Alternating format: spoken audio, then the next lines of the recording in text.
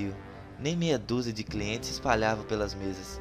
Um Mercury preto estaciona de frente ao local e 3 homens desembarcam. Em pouco menos de 1 minuto, o cenário do restaurante se transforma em um mar de sangue. O Mercury arranca em disparada, quase deixando um dos homens para trás, ainda tentando fechar a porta traseira. 2 desses 3 homens exibiam a silhueta de uma arma com a característica inconfundível, uma espécie de panela redonda montada sobre o cano. Tratava-se da Tommy Gun, Chicago Piano ou Trent Sweeper, seja lá mais quantos apelidos ela recebeu. Cenas como essa se repetiram durante os anos da proibição, a lei seca nos Estados Unidos, a também chamada Noble Experiment, que vigorou no país de 1920 a 1933, com o governo controlando a fabricação, transporte e comercialização de bebidas alcoólicas. Sejam bem-vindos a mais um vídeo, e hoje falaremos da Tommy Gun. A submetralhadora Thompson nasceu em 1919, da mente criativa de um grupo de projetistas norte-americanos, o general John T. Thompson, que acabou perpetuando seu nome à arma, John Bliss e Thomas Ryan, que juntos fundaram a Auto Ordnance Corporation no ano de 1916 em Nova York. O brigadeiro general Thompson tinha sido, na época que era coronel, figura importante na área de armamentos militares, pois foi um dos coordenadores e chefe do Departamento de Ordenança do governo dos Estados Unidos, responsável pelo famoso teste de 1907. Apesar de haver controvérsia sobre John Thompson ter sido ou não somente ele o projetista da arma, o fato é que foi ele, provavelmente, o criador do termo submachine gun, até então nunca utilizado em uma arma de fogo. Controvérsias à parte, o fato é que essa arma, em seu início de carreira, não fez tanto sucesso comercial e nem militar. Diga-se de passagem, quando começou a se tornar popular, foi a arma mais estranha, pois se tornou popular durante os anos 20 e 30, um verdadeiro ícone na mão dos contraventores e os gangsters americanos. Nem mesmo as vendas efetuadas para várias unidades de polícia e o FBI foram suficientes para alavancar o sucesso da arma. Só com a chegada da Segunda Guerra Mundial que a produção da Thompson foi atingir patamares lucrativos. Em 1928, morre Thomas Ryan e John Thompson deixa a Auto Ordnance, vindo a falecer em 1940, com 80 anos de idade. A empresa então passou para Russell Magner, que a manteve em mãos até 1951, quando George Nunrich Jr. adquiriu para incorporá-la à sua Nunrich Arms Corporation. Depois de uma tentativa frustrada de desenvolver um fuzil semiautomático em calibre 30, a equipe Thompson resolveu se dedicar a uma arma de fogo automático, utilizando uma munição menos potente e conseguindo assim uma arma mais leve, sem as complicações inerentes à munição de alta pressão, como culatas trancadas e dispositivos de captação dos gases no cano, o que aumentaria mais o peso e comprometeria a meta principal, a maniabilidade e a portabilidade, principalmente em trincheiras.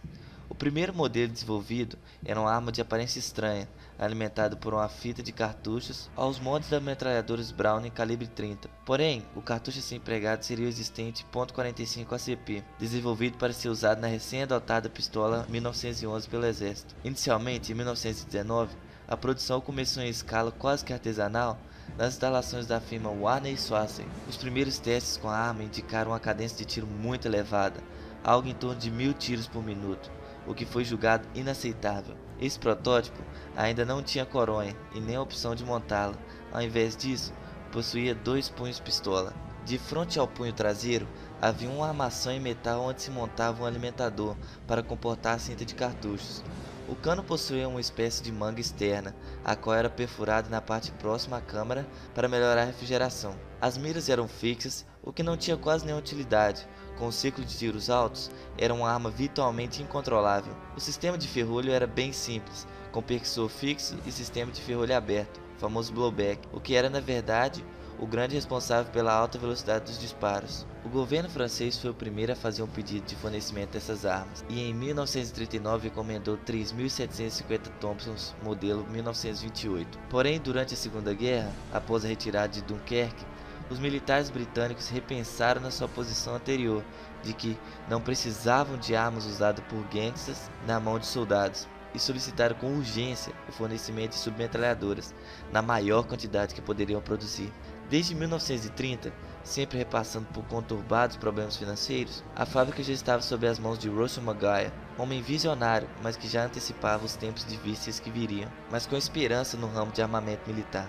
Russell fez um convite à Colt para participar de um incremento na produção da Thompson, mas recebeu uma posição negativa. Assim, após a encomenda do governo britânico, a empresa subcontratou outra grande fabricante de armas nos Estados Unidos, a Savage Arms, de New York. Esse contrato permaneceu até que o governo americano assumiu a responsabilidade de fornecimento de armas ao Império Britânico em 1941. Com o advento da chamada Lease Land, a Savage e a Auto Ordnance continuaram fornecendo a Thompson, agora sob contrato norte-americano. O modelo final das Thompson foi o M1A1, com mínimas alterações em relação à antecessora, que atingiu uma produção de 515 mil armas, antes de começar a ser gradualmente substituída pela submetralhadora M3, a conhecida Grease Gun. A partir daí, as Thompson passaram a receber um status de arma padrão limitada, com sua distribuição às unidades em combate cada vez mais escassa.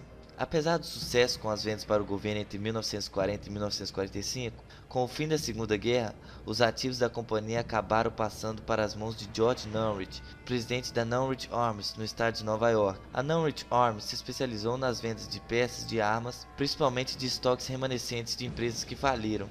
Até 1961, a empresa dispunha de grande quantidade de componentes da Thompson. Para ser vendidas e montadas para órgãos governamentais, quando então, sem mais peças, abandonou esse mercado. Em 1974, após obter a aprovação do Departamento Bureau de Álcool e Armas de Fogo, a Norwich começou a fabricar as Thompsons novamente, na versão semiautomática e baseada no modelo de 1928.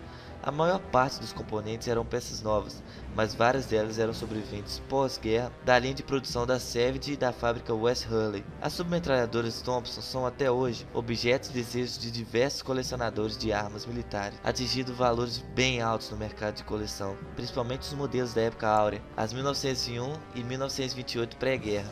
Uma variedade de réplicas existe no mercado norte-americano, como também originais fabricados pela firma Carr Arms Nova York, atual detentora dos direitos obtidos pela negociação com a Norwich. Algumas réplicas são inoperantes e outras oferecidas somente como opção de tiro semiautomático. Uma coisa, porém, é inquestionável: poucas armas como as submetralhadoras Thompson sofreram tantos reveses comerciais e conseguiram se erguer posteriormente, seja pela incansável insistência de seus fabricantes ou por razões alheias do mercado, como a eclosão de um conflito bélico a nível mundial. De uma forma ou de outra, a Thompson foi uma dessas armas, e que com o passar do tempo, criou a si mesmo uma imagem mais digna do que possuía nos idos da lei seca.